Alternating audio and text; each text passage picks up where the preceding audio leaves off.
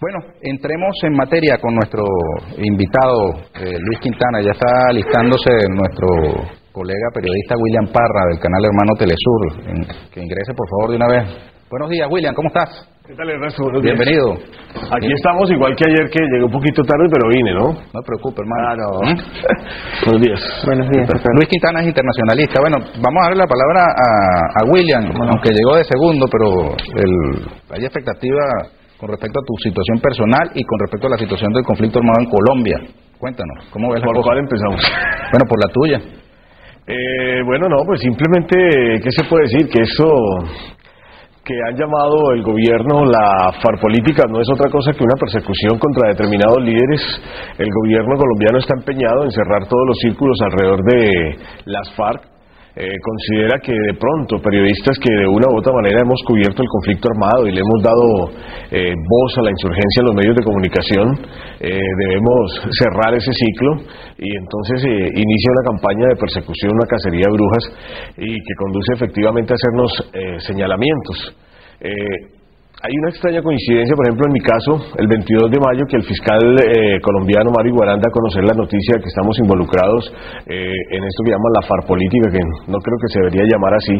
Estamos en esta lista del fiscal. Se estaban cumpliendo justamente 3 años en que fue víctima de un atentado que casi me cuesta la vida, que no tengo duda alguna fue dirigido por la Policía Nacional Colombiana, todo por haberme negado a no decirle, a no revelarle a la Policía Colombiana, al Ejército Colombiano, dónde estaba el campamento de Raúl Reyes. Yo había hecho una entrevista a Raúl Reyes, el director de la policía me llamó a su despacho con una mentira, me dijo que tenía una información para darme de mi supuesta seguridad personal. Yo fui al despacho del director de la policía. ¿Es Oscar Naranjo? No, en ese momento estaba de director de la policía el general Jorge Daniel Castro, el que estaba antes de Oscar Naranjo. Oscar Naranjo formaba parte de la dirección de la policía, pero no estaba al frente de la dirección de la policía. Entonces, él me dijo en ese momento en su oficina, cuando estaba con el general Martín Orlando Carreño, que era el comandante del ejército, me dio un discurso sobre la necesidad de colaborar con la patria, de que los periodistas también debíamos colaborar con el esquema del presidente Álvaro Uribe, y me dijo, bueno, entonces, dicho esto, vámonos para el campamento de Raúl Reyes. Entonces yo le dije, usted está consciente de lo que me está pidiendo, general, o sea, la Constitución a mí me da protección y el secreto periodístico está amparado por la Constitución Nacional. El hecho de que yo le haya dicho al director de la policía colombiana que no lo voy a llevar a un campamento más o menos significaba para mí dejar de ser periodista para ese general, para el establecimiento colombiano, y convertirme en un enemigo. Y efectivamente, después de haber salido de la oficina del general, 2 meses después tuve un atentado, 8 puñaladas me dieron. No puede ser. Sí, me dejaron tirado en un barranco, estaba con mi hija de 4 años, me dejaron tirado en un barranco donde prácticamente ya me abandonaron para morir, me estuvieron dándome 3 vueltas. ¿Tu niña presenció todo eso? Sí, ella presenció todo eso. 3 horas me estuvieron dándome vueltas mientras me desangraba. Cuando llegué al hospital me quedaban 40 minutos de aire, ni siquiera me pudieron trasladar a Bogotá, era una población cercana a Bogotá. Me han pinchado un pulmón, ya tenía ahogado un pulmón, me quedaban 40 minutos de aire del segundo pulmón. Entonces, a partir de ahí empieza una persecución contra mí. Bueno, ya antes yo había tenido que salir de Colombia precisamente por lo mismo. Yo estoy cubriendo el conflicto armado hace 15 años. O sea, no es para mí nuevo esta situación, porque siempre que uno está cerca del conflicto armado, tiene esos señalamientos. Tú fuiste jefe de prensa del presidente Samper. Sí, yo Jefe trabajé. de prensa del Palacio de Nariño. 1 año, sí. De modo que tuviste relación con con esas instancias del poder, ¿no? O sea, ahí sí, tenías contacto con los generales, con los militares, la policía. Sí, bueno, era diferente. Yo estaba más cerca del presidente y, pues bueno, yo me metí allá por tratar de conocer cómo era esa otra cara también del periodismo, ¿no? Pero a ti la élite política colombiana te conoce, pues.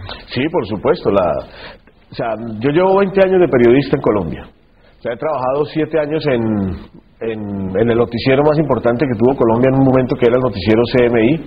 Incluso había un humorista colombiano que tenía un personaje, un periodista en su programa de humor, que era yo.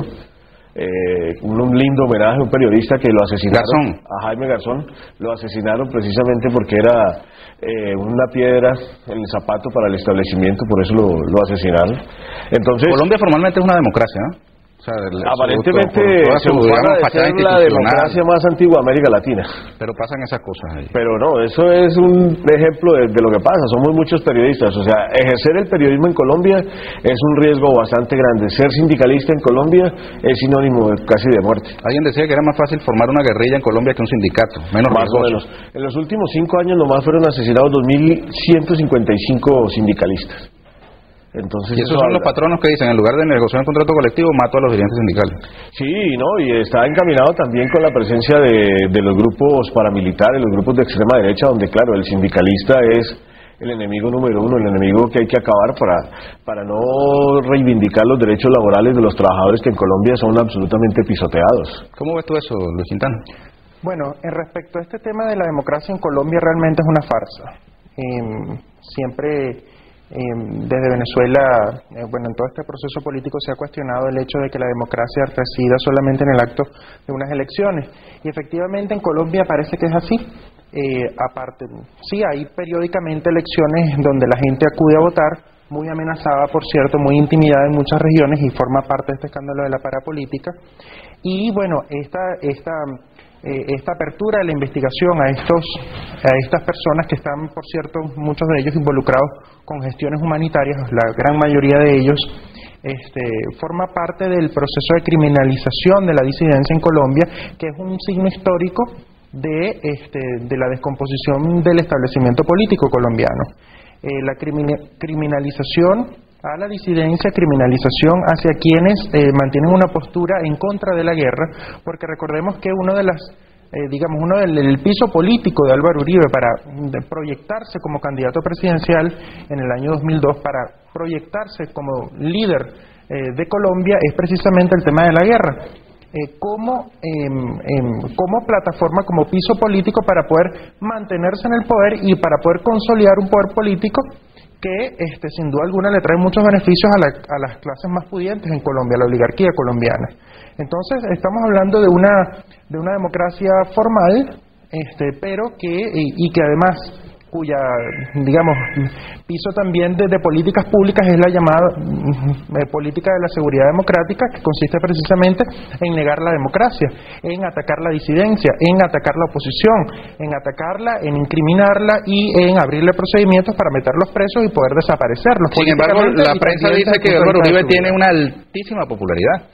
La muerte de Marulanda, sus consecuencias, el caso que te involucra, William, el supuesto tráfico de armas que se desprendería del supercomputador de Raúl Reyes, lo analizamos todo después de la pausa. Ya venimos.